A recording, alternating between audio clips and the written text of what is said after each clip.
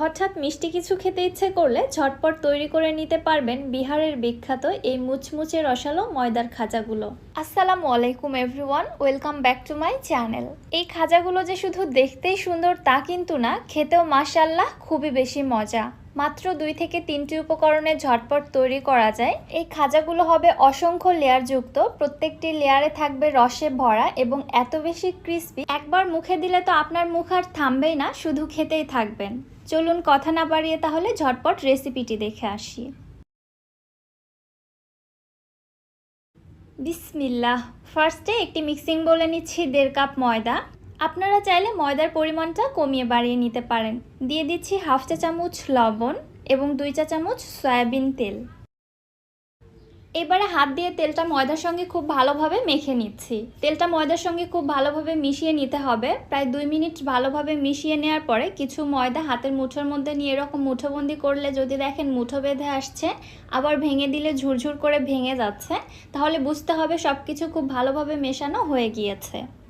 এবার এর মধ্যে নর্মাল তাপমাত্রার পানি দিয়ে আমি একটি ডো তৈরি করে নিচ্ছি। পানিটা একবারে দিব না, 2-3 ধাপে অল্প অল্প করে পানিটা অ্যাড করে দিয়ে ডোটা তৈরি করে নিতে হবে। এছাড়া একেবারে পানি ঢেলে দিলে ডোটা নরম হয়ে যেতে পারে। রেগুলার রুটি পরোটা তৈরি করার জন্য আমরা যেরকমটা ডো তৈরি করে থাকি, এই ডোটাও ঠিক সেরকমই হবে। খুব বেশি নরমও হবে না, আবার খুব বেশি শক্তও হবে না।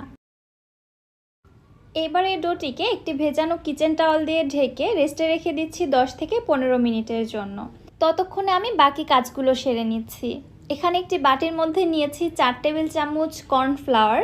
এর মধ্যে দিয়ে দিচ্ছি 4 টেবিল চামচ সয়াবিন তেল।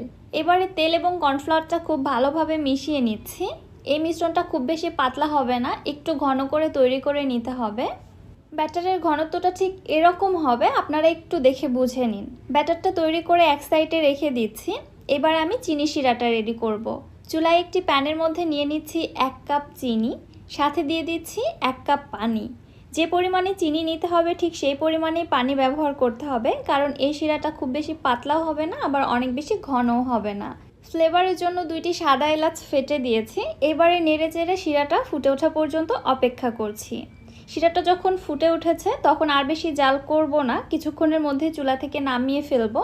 কারণ এই শিরাটা জাল করে ঘন করব না, এটা 1 তার বা 2 তারের শিরা হবে না। জাস্ট চিনিটা মেল্ট হয়ে আসলে চুলা থেকে নামিয়ে ফেলতে হবে। এটাকে নামিয়ে এক সাইডে রেখে দিচ্ছি ঠান্ডা হওয়ার জন্য। এদিকে রেস্টে রাখা ডোটি অলরেডি খুব ভালোভাবে রেস্ট হয়ে গেছে। দেখতে পাচ্ছেন ডোটা কিন্তু আগের তুলনায় আরও বেশি সফট হয়ে এসেছে। আরও কয়েক সেকেন্ড একটু ভালোভাবে মুথে নিচ্ছি। এরপরে ডোটিকে আমি সমান 4টি ভাগে ভাগ করে নিচ্ছি। আপনারা